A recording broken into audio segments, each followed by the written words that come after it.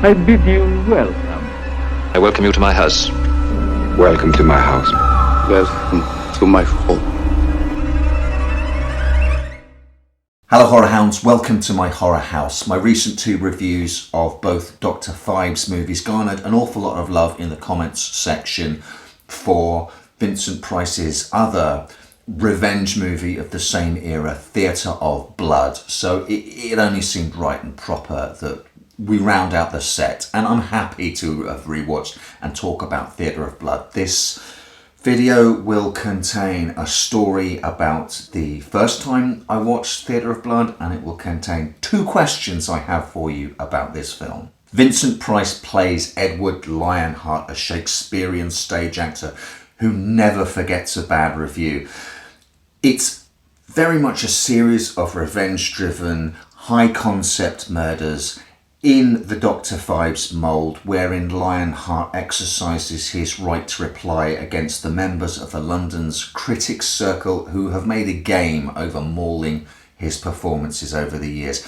Each murder is a recreation of some grisly death from the plays of the bard himself. There are so many parallels with the Phibes movies that in the absence of a third Anton Phibes film, I do regard this as a kind of Elseworld, sort of alternate, unofficial third Dr Phibes movie. I first saw Theatre of Blood many years ago when I stumbled back home from the pub one evening back when I was still living with my parents and was perhaps a little too young to be going to the pub, but regardless, quite often at that time everyone else will have gone up to bed and I had full control of the TV remote, and I would try and find late night things to watch, and I stumbled across this Vincent Price movie that I'd never seen before, and it was just starting and it looked absolutely fantastic.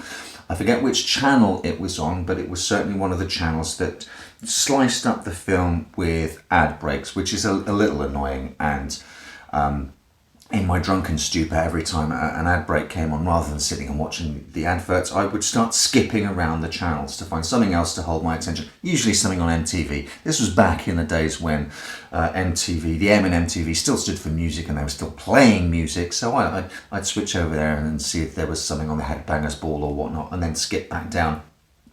And it was my habit to just count the number of channels up I'd gone so I could count the same number of channels back down. I was in my cups, so my counting must have been off because an advert break came. I went skipping up the channels for a couple of minutes, skipped back down and landed back on what I thought was Theatre of Blood.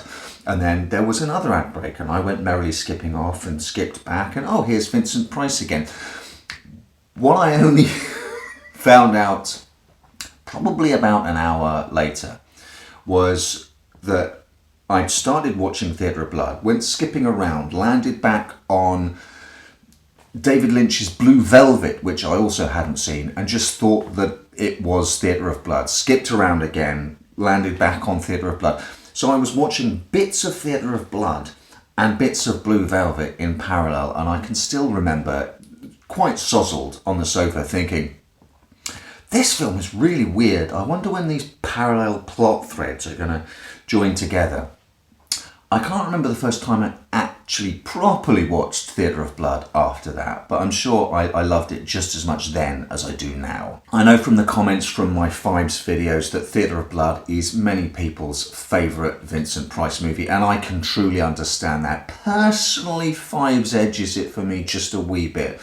Perhaps it's because of all of Phibes' purple prose, his very wrought dialogue, whereas Lionheart's shtick is to use Shakespeare's own words, so it leaves slightly less room for me to warm to Lionheart as a character. He says less in his own words, though it was the Shakespearean hook which was an added draw for Price, I believe. It afforded him the opportunity to perform some of Shakey's most deathless soliloquies and speeches, a chance that he likely never thought would come his way this far into his career and this solidly ensconced as a stereotypically horror actor. But here, for each death in the film, Lionheart gets to recite a passage from Shakespeare, giving Price the chance, at least, to grapple the to be or not to be soliloquy from Hamlet, Mark Antony's eulogy to Julius Caesar, friends, Romans, countrymen, lend me your ears, I think now is the winter of our discontent from Richard III. It must have been too juicy an opportunity to turn down. But it does lead me to my first question. Is Edward Lionheart supposed to be a good actor or a bad actor? Most of the critics agree he's bad, but one of them seems to think that, there's the potential there for him if he just would shake himself out of the rut of only doing Shakespeare plays. Lionheart himself seems to think that the crowds adore him and that the Critics' Choice Award for that year should have rightly gone to him. Is that just part of his madness, or is he a genuinely successful actor who the punters really like?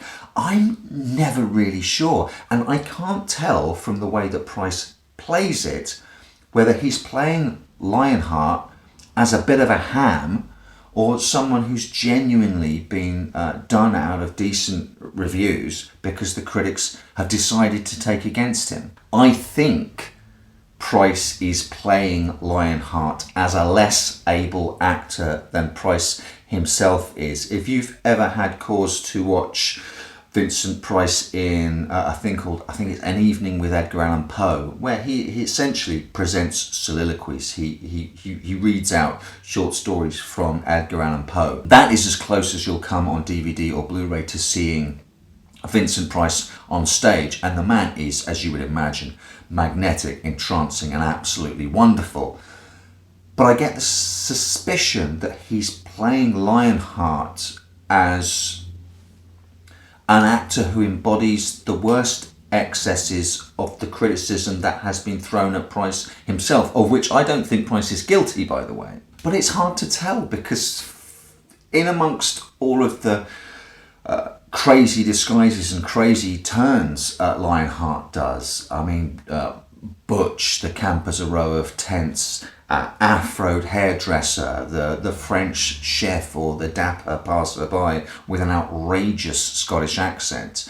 There are elements in the performance of real sincerity. Chief amongst these purer moments comes after a ridiculous fencing match which involves trampolines between Lionheart and the nominal hero of the film, the critic Devlin, whose barbs against this murderous theft were at least a little kinder than those of his peers. Price's speech at this point is full of righteous fury, emotionally pitched so perfectly that you do wonder whether it's coming from the character or the actor's own experience.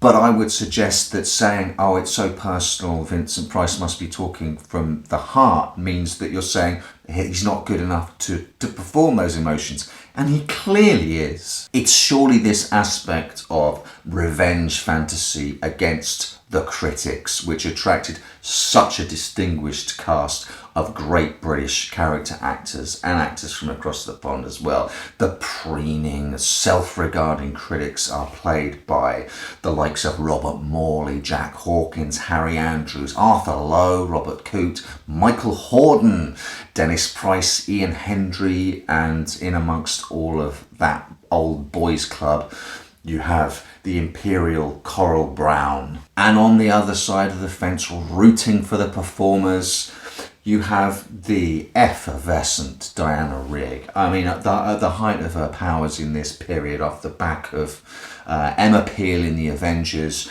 and On Her Majesty's Secret Service, she is the bereaved and grieving daughter of Edward Lionheart because he is supposedly dead, just like Phibes was supposedly dead. And this leads me to my second question. Are we supposed to be surprised when the mysterious mustachioed Afghan coat-wearing stagehand that helps Lionheart turns out to be Diana Rigg? It's played as if it's supposed to be a revelation. And certainly we've seen her play this mysterious character, and we've seen her play the daughter absolutely straight, who is trying to preserve the memory of her father and toes the line that he's dead. But in amongst all of that, we also see her, very clearly her, in a blonde wig, lure one of the critics to his death.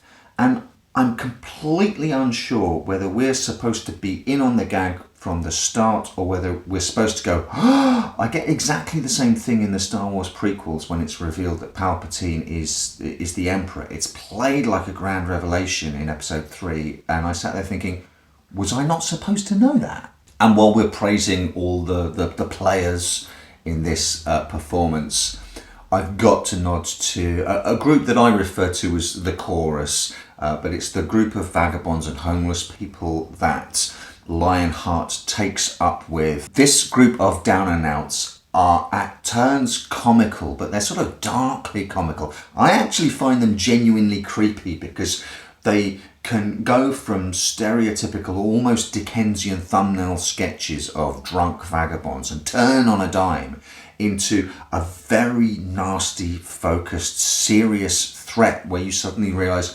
I'm in serious trouble here. One area where this film radically departs from the Phibes movies is that it is grounded in a muddy, concrete, real London. It was filmed almost entirely on location in London, and boy does it show. It's almost part historical document of what London looked like at the time. Lionheart's dilapidated theatre ruins lair was a real place, a run-down Putney Hippodrome theatre that just, it gives it a sense of tawdry 70s London that I find in elements of movies like From Beyond the Grave, and a few years later you still see that sort of tawdry seediness in films like An American Werewolf in London. There's a film called Deathline, also known as Raw Meat, starring Donald Pleasance, that gives us a real flavour of these real places, and money can't buy that. Plus, for all the farce and the camp, and this time there's some genuine camp in there, and all the play that's going on, and the meta commentary with the actors having little jabs back at the critics and the bad notices that they got, there are a series of truly horrific murders. You get a body being dragged face down on gravel behind a horse. A lance is pushed right through someone's chest and comes out the back. Someone else has their heart removed, and there's a wonderful detail that you don't see in films hardly ever. I can't ever remember another instance of it where the still warm heart just is steaming in the cold air. A man is force-fed through a funnel until he chokes. Surely again that's referenced in Seven, another high concept serial killer that owes an awful lot to Anton Phibes and a little to Edward Lionheart. I'm not going to tell you what this character was force-fed in case you haven't seen the movie, but it's horrible. And then to top that all off, the beheading of Arthur Lowe while he's in bed next to his wife, so she wakes up and discovers his head next to her, is quantum leaps beyond the movie producer's shock at finding a horse's head in his bed in The Godfather. And all this gory, grisly, crowd-pleasing stuff, and the fun and the play, because this is a movie that also makes you laugh, intentionally makes you laugh, is a nice reminder that Shakespeare himself was playing solidly to the cheap seats in his time. He was never above a knob gag or some of the old ultra-violence to keep the punters happy. I have absolutely no qualms in stating that Vincent Price was a truly, truly Shakespearean actor, because for decade after decade after decade, he kept the punters happy.